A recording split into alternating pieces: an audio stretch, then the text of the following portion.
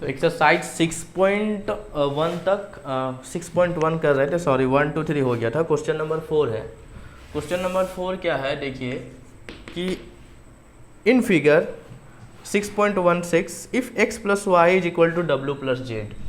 बोला कि फिगर दिया हुआ है x plus y is equal to डब्ल्यू प्लस जेड। पहले हम फिगर बना ले रहे हैं, ठीक ना।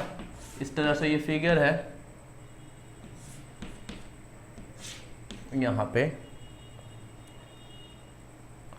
A B C and D clear. यहाँ पे X है, यहाँ पे Z है, यहाँ पे W है और Y है, क्लियर ना। तो ये आपका फिगर है 6.16 है ना, 6.16 जो भी है। तो अभी हम लोग को ये गिवन है कि x plus y is equal to डब्ल्यू प्लस जेड। तो we have to prove that, so that कि ए यहाँ पे ओ पॉइंट है, A O B as a line. A O B क्या है, वो लाइन है। लाइन का मतलब होता है 180 डिग्री। एक लाइन कितना डिग्री एंगल बनाता है, तो 180 डिग्री बनाता है। यानी कि अगर हम x प्लस वाई को 180 दिखा दिए या w प्लस जेड को 180 दिखा दिए, तो ये जो ए ओ बी जो है वो लाइन हमारा प्रूव हो जाएगा। बस छोटा सा काम है। तो देखो क्या कर सकते हैं हम लोग लिख सकते हैं कि x प्लस वाई प्लस डब्ल्यू plus z is equal to 360 degree. क्यों भाई, क्योंकि ये पूरा का पूरा कंप्लीट एंगल बना रहा है ना, कंप्लीट एंगल 360 होता है। तो x प्लस वाई डब्ल्यू plus z is equal to 180 degree, clear है। अब यहाँ पे देखो क्या करना है, x प्लस वाई को ऐसे ही रहने दिए और w प्लस जेड के प्लेस में लिख दिए x प्लस वाई।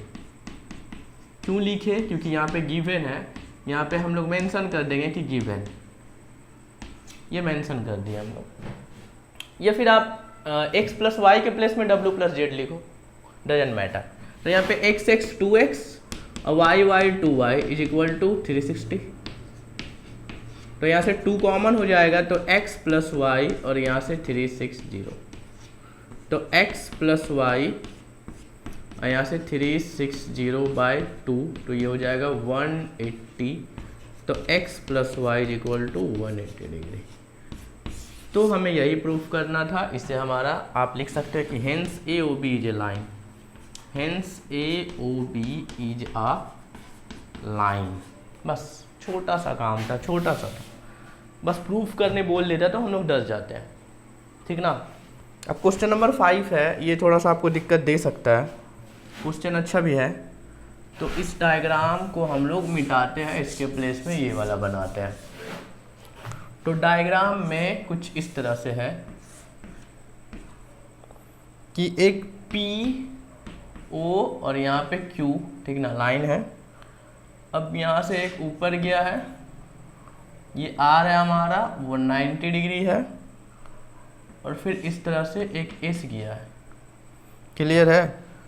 तो हमें शो कराना है, हमें प्रूफ कराना है कि angle R O S is equal to half of angle Q O S minus angle P O S, ठीक ना। हमें एंगल आर ओ एस कहा, R O S is equal to half of angle Q O S minus P O S, clear. हमें ये show कराना है और figure में दिया गया है, ठीक है।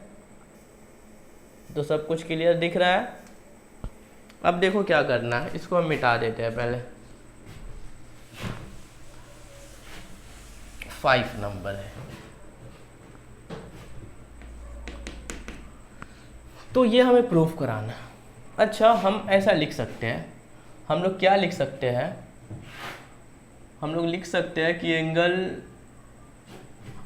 आर ओ एस, क्या लिख सकते हैं, angle R O S plus angle P O S is 180, sorry 90, हाँ या ना, क्योंकि ये 90 दे दिया गया है और ये, तो ये वाला जो बचा वो भी 90 होगा ना, क्योंकि 90 90 180 होता है, ठीक है। अगर सिंपल बात है, अगर कोई लाइन है और ये हमारा 90 है, तो इधर भी तो 90 होगा, क्योंकि दोनों का सम 180 होता है। तो ये 90 तो उधर 90, तो ये दोनों मिला के 90 होगा। तो हम लोगों ने लिखा R O S plus P O S 90। इसको हम इक्वेशन नंबर 1 नाम दे दिए। अब क्या किए, हम ध्यान रखना है। अब एक बार और हम लोग कर रहे हैं, क्या कर रहे हैं हम लोग कि angle Q O S plus angle POS is 180 degree. इसे हम लोग कहेंगे लीनियर पेयर। लीनियर पेयर कहाँ पे है? POS, ये है POS, ये वाला एंगल छोटा वाला, और QOS ये वाला बड़ा वाला एंगल मिला के 180 डिग्री हो रहा है।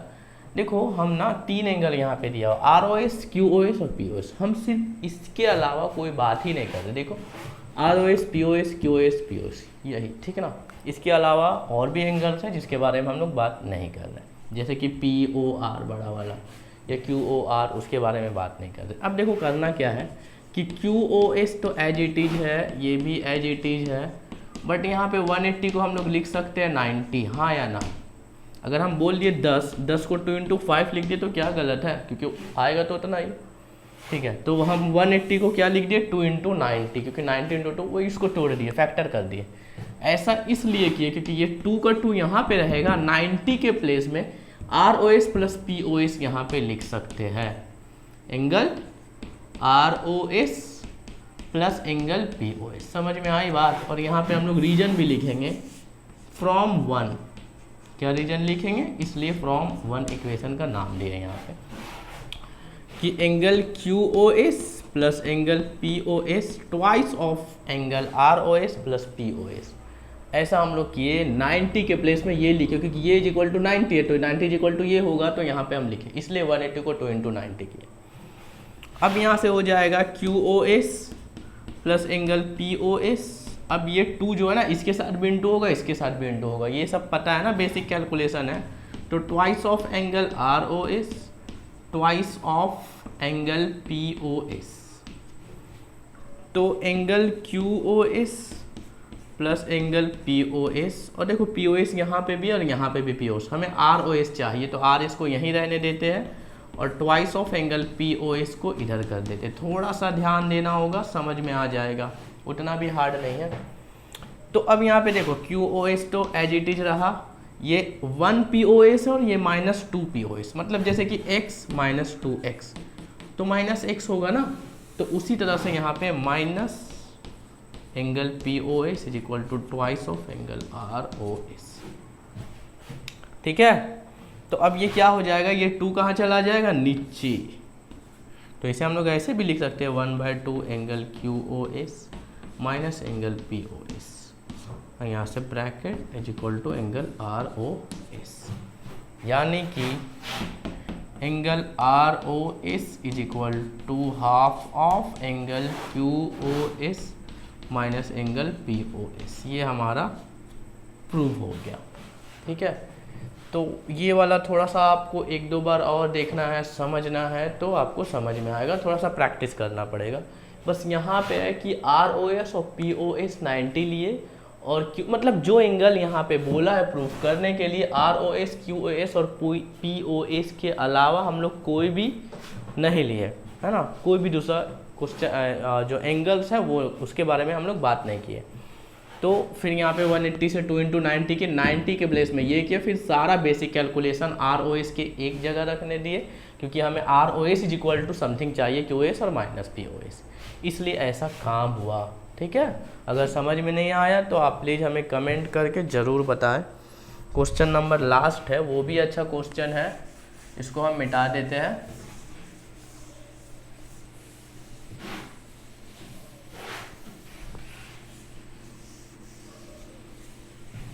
ठीक ना। तो अब देखो लास्ट क्वेश्चन में डायग्राम नहीं दिया हुआ, डायग्राम ही बनाना फर्स्ट चैलेंजिंग पार्ट होता है हमारा। कि बोला है कि it is given that XYZ is 64।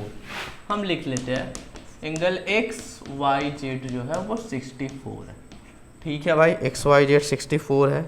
And XY is produced to point P, XY जो है प्रोड्यूस कर दिए पॉइंट P।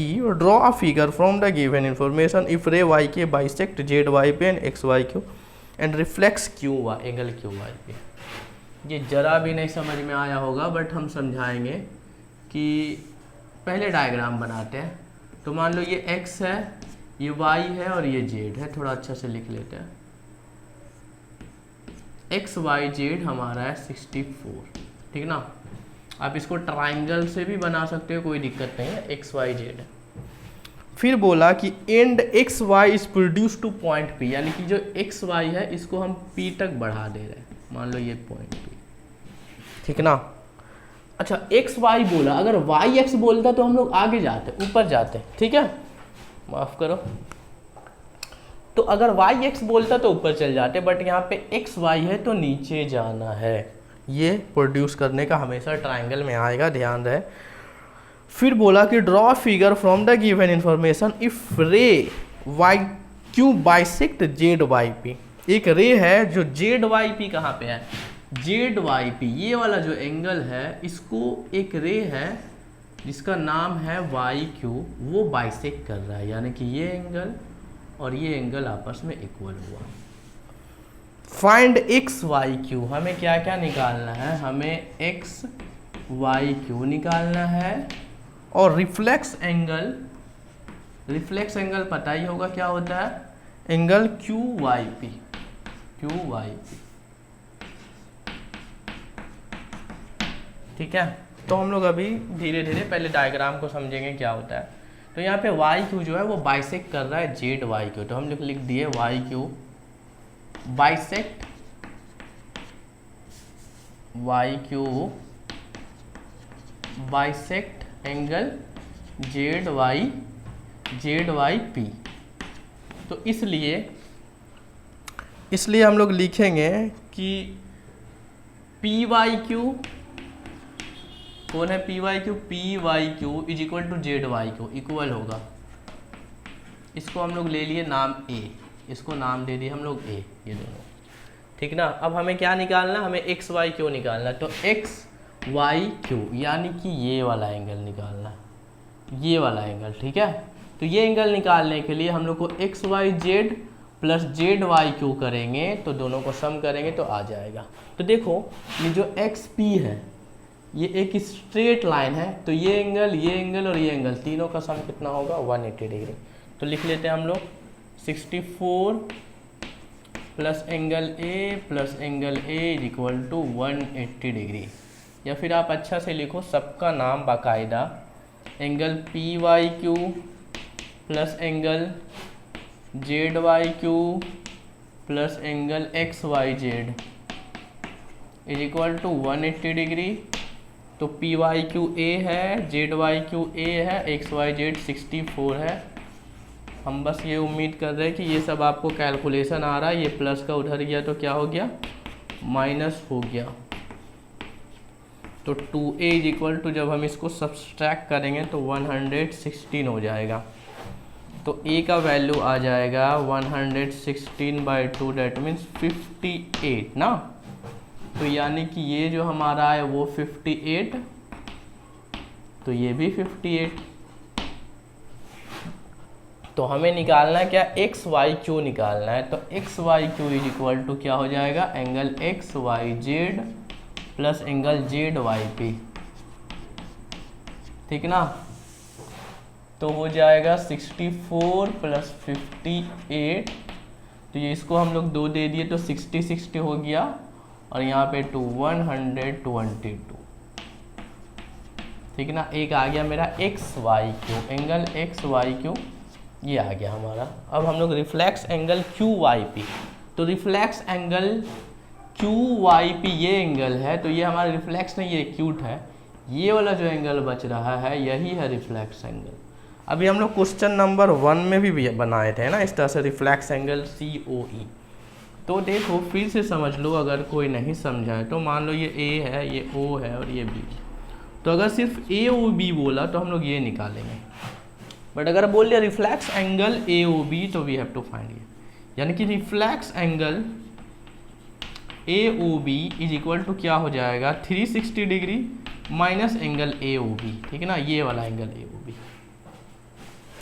तो उसी तरह से हम लोग को क्या करना होगा कि ये वाला जो एंगल चाहिए हमें, ठीक है, QYP, तो हम लोग को रिफ्लेक्स एंगल QYP है, तो उसमें 360 में QYP छोटा वाला एंगल हम लोग सब्सट्रैक्ट करेंगे। इस तरह से लिखेंगे रिफ्लेक्स एंगल QYP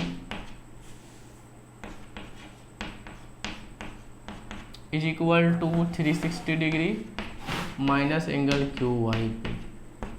तो 360 डिग्री क्यू वाई पे 58 है, तो जब इसको करेंगे तो हो जाएगा 302, ठीक ना। तो this is the answer. Reflex angle पता है 180 से बड़ा, 360 से छोटा। तो ये हमारा एक्सरसाइज होता है कंप्लीट, है ना। अब हम लोग नेक्स्ट एक्सरसाइज पढ़ेंगे। इससे पहले कुछ ट्राइंगल, कुछ angle, maths by transversal, corresponding angle क्या होता है, अल्टरनेट, इंटीरियर, वो सब के बारे में सीखेंगे, ठीक है ना। Thank you.